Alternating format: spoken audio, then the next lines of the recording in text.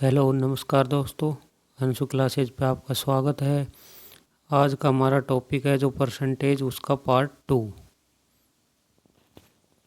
नमस्कार दोस्तों, अंशु क्लासेज में आपका स्वागत है।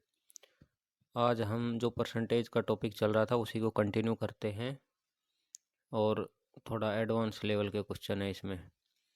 तो आइए देखते हैं। जैसे क्वेश्चन नंबर 5 है हमारा।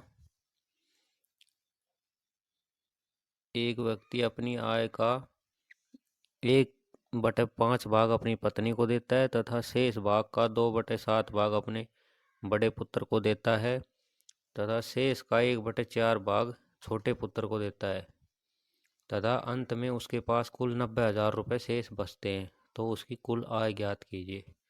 मतलब कहने का यह है कि इसकी जो आय है उसको इसने डिफरेंट टुकड़ों में बांट दिया। मतलब कुछ हिस्सा पत्नी को दिया, कुछ बड़े पुत्र को, कुछ छोटे पुत्र को। तो इस प्रकार के क्वेश्चन को अपन इस प्रकार से करते हैं। जैसे सॉल्यूशन इसका, तो अपन मान लेते हैं कि माना कुल आय है x। तो अब जो ये पार्ट जिनको दे दिए, तो उनमें से जो शेष बचा भाग है ना, उसको अपन यूज में लेंगे। इसको डायरेक्ट इसको शॉर्ट ट्रिक से ज्ञात करेंगे। जैसे वो कह रहा है कि अपनी 1/5 भाग पत्नी को देता है, मतलब 1/5 भाग पत्नी को दे दिया, तो इसमें से शेष कितना बचा भाई। जैसे टोटल 1 मान के चलते हैं, तो 1 में से 1/5 दे दिया, तो शेष बचा मतलब 4/5। इसी प्रकार बड़े पुत्र को 2/7 दिया, तो उसमें से शेष कितना बचा, 1 में से माइनस करेंगे, तो ये हो जाएगा 5/7।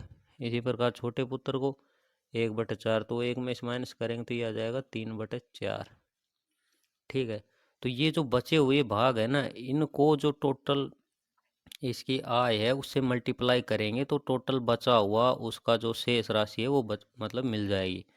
तो अब मानते हैं कि उसकी जैसे कुल आय है एक्स में से जैसे 1/5 भाग पत्नी को देता है, तो शेष कितना बचा, 4/5। इस प्रकार पुत्र को 2/7, तो पुत्र का बचा हुआ कितना है, 5/7। इसी प्रकार छोटे पुत्र का 1/4 दे दिया, तो बचा हुआ कितना, 3/4। तो इनकी टोटल वैल्यू है 90,000 के बराबर। तो यहाँ से अपन एक्स फाइंड कर लेंगे। ठीक है। तो एक्स फाइंड करेंगे तो ये सारी वैल्यू इधर आ जाएगी। 90,000 गुणा 4/3 गुणा 7/5 गुणा 5/4। और जब इसको अपन सोल्व आउट करते हैं तो ये वैल्यू आती है 2,10,000 के बराबर।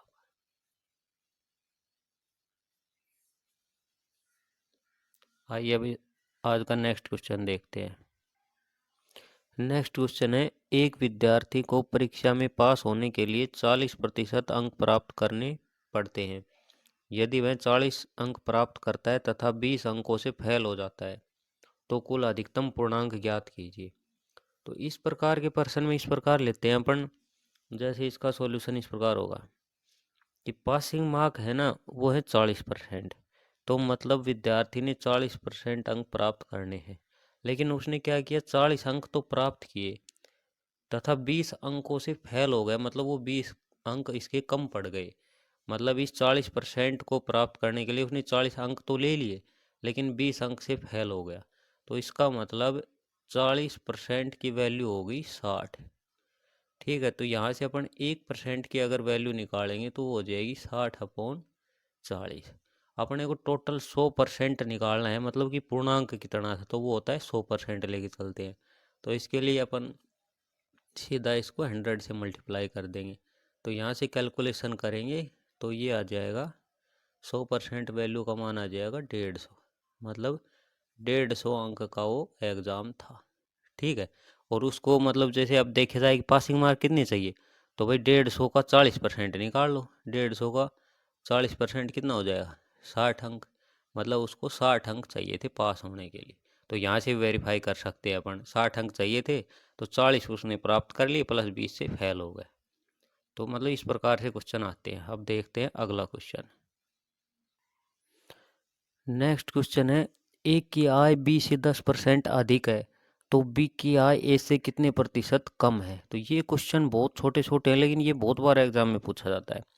तो इस प्रकार के क्वेश्चन को अपन सीधा परसेंट का कॉन्सेप्ट लगाएंगे। जैसे सॉल्यूशन में दे रखा है इधर क्वेश्चन में, तो सॉल्यूशन इस प्रकार करेंगे जैसे 10%। तो अपन ने देखा 10% को फ्रैक्शन में तोड़ते हैं तो 1/10 आता है। तो अब यहाँ लिख लेंगे ए और यहाँ लिख लेंगे बी। तो अब दे रखा है कि ए है ना, बी से 10% अधिक है, मतलब इसका 10 से 1 अधिक मतलब 11। तो ए की वैल्यू 11 हो जाएगी, बी की वैल्यू है 10। अब कह रहा है कि बी की आय ए से कितने प्रतिशत कम है, मतलब बी ए से कितना कम है, 1 एज कंपेयर टू ए, और परसेंट के लिए अपन 100 से गुणा कर देंगे। तो ये कितना हो जाएगा 100/11%, या इसको सोल्व करेंगे तो 9 से ही 1/11% कम हो जाएगा, मतलब ए ज़्यादा है और बी कम है। तो आइए अब देखते हैं नया क्वेश्चन। हमारा नेक्स्ट क्वेश्चन है, एक व्यक्ति अपनी आय का 60% खर्च करता है। यदि उसकी आय को 15% बढ़ा दिया जाए तो उसके खर्चे को 5% बढ़ा देता है, मतलब आय बढ़ रही है तो खर्चा बढ़ रहा है। तो कह रहा है कि बचत में कितने परसेंट वृद्धि होगी, ज्ञात कीजिए। तो इसमें अपन को दे रखा है इनकम। इनकम अपन मान के चलते हैं कि उसकी है 100। उसके बाद दे रखा है खर्चा, तो खर्चा दे रखा है इसमें 60। ठीक है, मतलब 60% वो खर्च करता है। और उसके बाद बोल रहा है बचत, तो बचत हो गई है भाई, इसमें जो है इनकम 60 है, खर्चा मतलब इनकम है 100 और खर्चा है 60, तो बचत कितनी हो गई 40। सीधा कॉन्सेप्ट। अब क्वेश्चन के ऊपर चलते हैं कि उसकी आय 15% बढ़ा दिया है, मतलब 100 से ये 115 हो गई यहाँ। ठीक है, और उसका खर्च 5% से बढ़ जाता है, मतलब ये 60 का 5% बढ़ रहा है, तो 60 का 5% कितना हो जाएगा, ये यहाँ से 3 रुपये बढ़ जाएगा, मतलब 60 से 63 हो जाएगा। तो ये कह रहा है कि अब जैसे देखो आय है ये इतनी हो गई और खर्चा इतना हो गया, तो इसमें बचत कितनी आएगी 115 माइनस 63, तो ये 52 आ जाएगा। तो मतलब पहले बचत इसकी 40 थी, अब हो गई 52। तो इसका मतलब क्या हुआ, कितनी बढ़ी, मतलब इससे इसका अंतर निकालेंगे 12 upon as compare to primary, मतलब पहले कितनी थी इनटू मल्टीप्लाई बाय 100। तो ये हो जाएगा, यहाँ से सीधा कैलकुलेशन हो जाएगा, और ये 30% इसका इंक्रीज हो जाएगा। ठीक है, तो इस प्रकार है, कंसेप्चुअल क्वेश्चन है ये सारे। तो इनको अपन शॉर्ट वे में करते हैं, बाकी लॉन्ग वे से करेंगे तो बहुत टाइम अपना खराब हो जाता है। तो आइए देखिए अब नेक्स्ट क्वेश्चन। नेक्स्ट क्वेश्चन है क्वेश्चन नंबर 9। इसमें दे रखा है कि एक शहर की जनसंख्या 15,625 है। यदि प्रतिवर्ष 4% की दर से बढ़ रही है तो 2 वर्ष बाद शहर की जनसंख्या क्या होगी। तो इसके दो मेथड अपन सिंपल करते हैं। पहले तो मेथड नंबर 1 से, तो अपन मान के चलते थे कि जैसे कोई चीज़ है एक्स, तो 4% से बढ़ रही है, तो एक्स का मतलब 100 से 4% ज़्यादा 104 इंटू 104 2 बार करते थे। तो इसी प्रकार ये होगा 15,625 इंटू 104/100 इंटू 104/100। तो ये पूरी कैलकुलेशन करेंगे तो इसकी वैल्यू आ जाएगी अपने पास 16,900। ठीक है, एक दूसरा मेथड है जो उसमें परसेंट का यूज लेंगे अपन। 4%, 4% का मतलब अपने को पता है 4/100 इज इक्वल टू 1/25। तो अब वो 2 साल तक बढ़ रहा है, मतलब 25 से 26 हो रहा है। तो अगर पहली साल 25 है तो दूसरी मतलब पहले 25 है तो 26 है 1 साल का, दूसरी बार फिर ये सेम होगा। अब देखो इसका मल्टीप्लाई करेंगे तो ये 625 आ रहा है, और ये बाद वाला न्यू डाटा है ये आ रहा है 676। अब अपने को वैल्यू दे रखी है 625 की वैल्यू दे रखी है 15,625। तो अपने को 676 की वैल्यू निकालनी है। तो यहाँ से सिंपल लेके चलेंगे 625 इज इक्वल टू 15,625। तो एक की वैल्यू आ जाएगी बटा में 625, और जब 676 निकालेंगे तो मल्टीप्लाई बाय 676।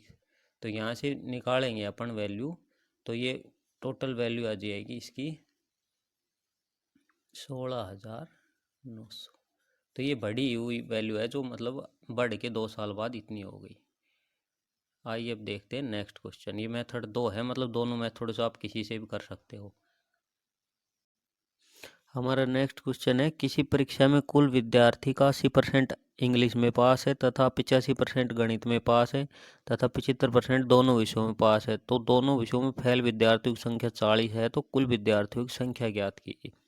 इसका मतलब अपने को इसमें दे रखा है कि इंग्लिश में पास 80%, मैथ में पास 85% और टोटल पास मतलब बोथ में हो गए 75%। तो इस प्रकार के क्वेश्चन को अपन जो बोलते हैं वेन डायग्राम, उससे करते हैं।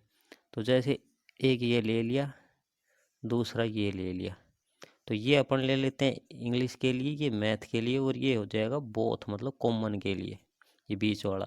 तो इसमें दे रखा है कि बोथ है ये 75% है, और इंग्लिश के टोटल कितने थे 80%।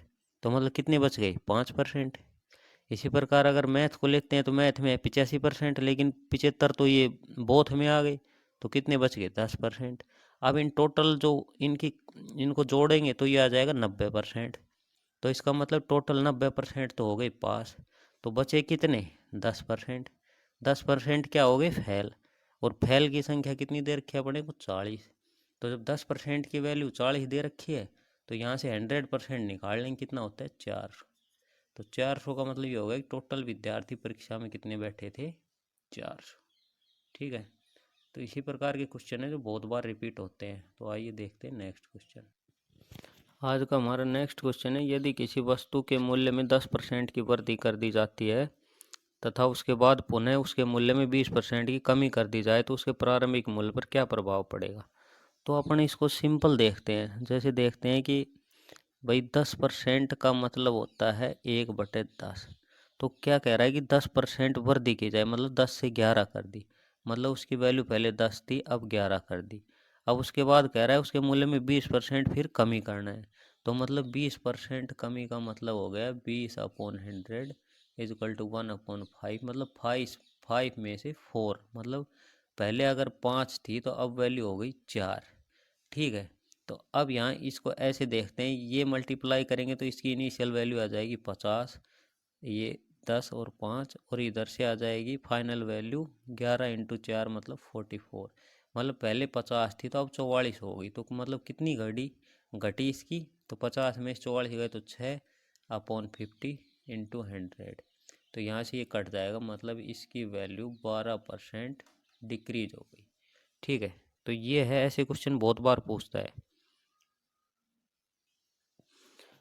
आज का हमारा नेक्स्ट क्वेश्चन है, एक मतदान केंद्र पर 20% मत नहीं डाले गए तथा एक को डाले गए वोटों में से 56% मत प्राप्त हुए, वह 144 मतों से विजयी हुआ, तो बताओ कुल कितने वोट डाले गए। तो इस प्रकार के क्वेश्चन अपन इस प्रकार से करते हैं। जैसे पहला है कि अपन मान के चलते हैं कि टोटल पोलिंग बूथ पे मतलब जो वोट है वो है 100%। ठीक है, जिनमें से 20% डाले नहीं गए, तो इसका मतलब अब कितने बच गए 80%। ठीक है, तो इसमें है कि 80% है उसका एक को मिला है 56%। तो एक को 56 मिला है तो मतलब दूसरे वाले को मिला है 44%। तो इसमें दिया हुआ है कि ये है ना 56% वाला 144 मतों से विजयी हुआ है, तो मतलब इनका इसका डिफरेंस हो जाएगा 56 - 44 = 12%। तो अब ये 12% है, ये 80 का है, मतलब 80 में से है, तो इसकी वैल्यू दे रखी है 144 की। तो यहाँ से 1% की वैल्यू आ जाएगी 15, तो 100% की वैल्यू आ जाएगी 15। मतलब टोटल वोटिंग लिस्ट में जो नाम है वो हो गया 1500। अब लेकिन वोट कितने ने डाले थे 80% ने, तो इस 1500 का अपन 80% निकाल लेंगे, तो ये आ जाएगा 1200 जो जिन्होंने मत डाले। ठीक है, तो यहाँ बताओ कुल कितने वोट डाले गए, तो मतलब 1200 वोट डाले गए, ये इसका फाइनल आंसर। तो इस प्रकार से हमारा जो परसेंट का जो चैप्टर था वो लगभग कंप्लीट हो गया है। सभी टाइप के क्वेश्चन इसमें कवर किए गए हैं। अब मिलते हैं नेक्स्ट वीडियो में नेक्स्ट टॉपिक के साथ। धन्यवाद।